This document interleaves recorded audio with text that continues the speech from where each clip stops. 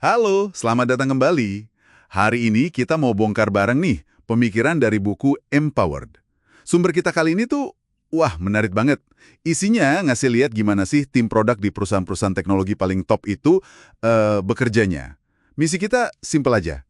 Kita pengen coba pahami bedanya apa sih antara tim produk yang katanya diberdayakan, empowered gitu ya, dengan tim yang ya cuma fokus garap fitur aja atau feature teams. Kenapa ini penting buat Anda? Karena ini bisa jadi kunci loh buat ngerti kenapa ada perusahaan yang kayaknya terus-terusan keluarin inovasi keren, sementara yang lain kok rasanya gitu-gitu aja. Persis kayak kutipan John Doerr yang ada di buku ini. Dia bilang, kita butuh tim misionaris, bukan tentara bayaran. Gitu kan? Betul sekali.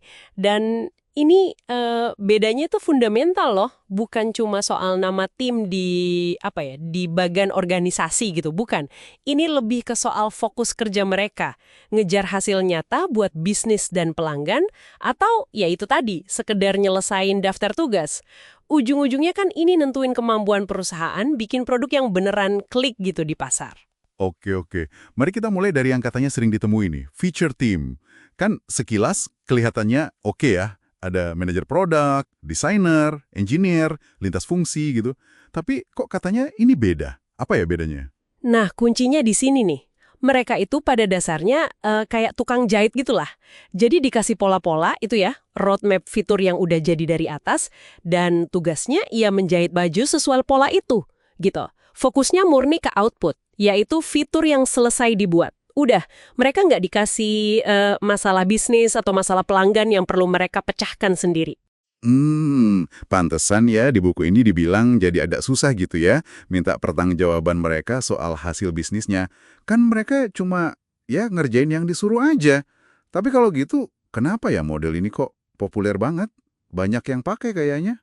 Iya, banyak. Mungkin salah satu alasannya karena terasa lebih gampang dikontrol kali ya dari atas. Para stakeholder ya, pihak-pihak berkepentingan kayak manajemen atau departemen lain, itu merasa permintaan fitur mereka dikerjakan. Ada progres gitu. Tapi ya itu tadi problemnya, kalau fiturnya udah rilis, tapi nggak ngefek ke bisnis, terus salah siapa? Seringnya jadi abu-abu, nggak jelas. Menurut penulis buku ini, Marty Kagan, ini cara kerja yang justru, wah, kebalikan banget dari tim-tim terbaik. Fokusnya cuma kirim kode, bukan ciptakan nilai. Beda banget. Oke, jadi jelas ya bedanya. Tim fitur itu fokusnya di output, di barang jadinya aja. Terus, kalau gitu, gimana dong cara kerja tim yang katanya bisa bikin inovasi meledak itu, yang disebut empowered product team? Apa tuh kuncinya? Nah, ini pendekatannya beda banget.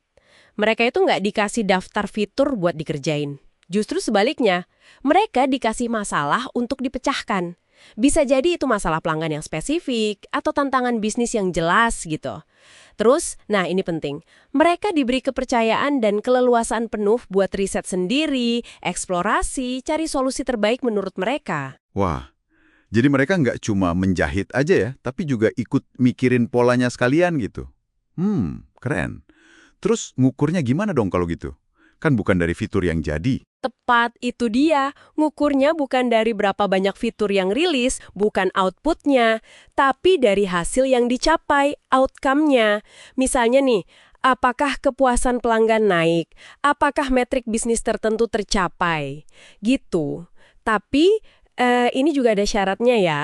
Tentu saja, model ini nggak bisa jalan kalau nggak ada konteks strategis yang jelas dari pimpinan.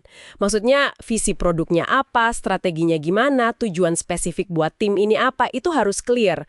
Plus, mereka butuh banget coaching dan dukungan aktif dari manajer mereka, bukan cuma ditinggal gitu aja. Kedengarannya ideal banget ya. Tapi pasti lebih susah ya implementasinya. Maksudnya butuh kepercayaan tinggi banget kan dari atas buat ngasih keluasaan segitu gedenya. Jelas-jelas lebih menantang. Nggak gampang. Butuh keberanian loh dari pimpinan untuk, yaitu, kasih ruang tim buat bereksperimen.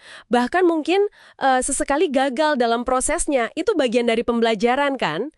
Tapi justru disitulah letak sihirnya gitu. Kalau Anda bisa gabungkan keahlian teknologi si engineer, pemahaman mendalam soal user experience dari desainer, dan wawasan bisnis dari manajer produk. dalam satu tim yang kolaborasinya intens buat mencahin masalah, nah disitulah inovasi yang beneran, yang keren, bisa muncul. Contohnya kayak Pixar tuh, yang disebut juga di buku.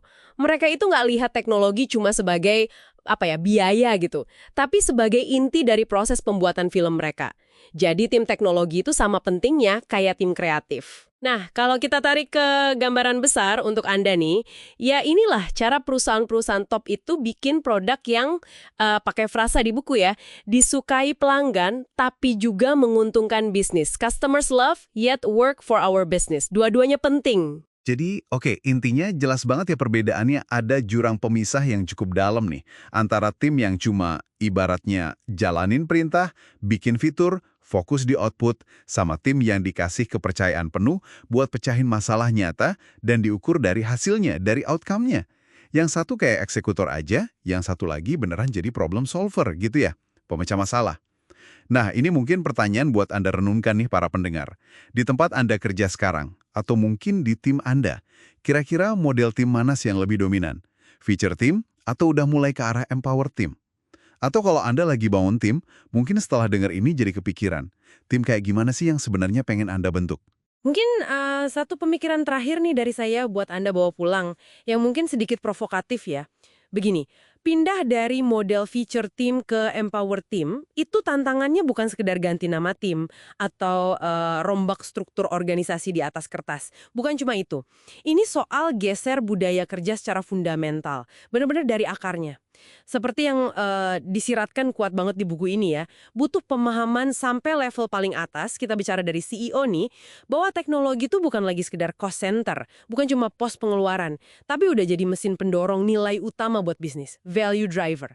Nah, pertanyaannya jadi bukan cuma bisa nggak sih kita berubah, tapi lebih ke pemimpin puncak kita, itu beneran paham nggak sih, dan mau nggak melakukan perubahan mendasar ini.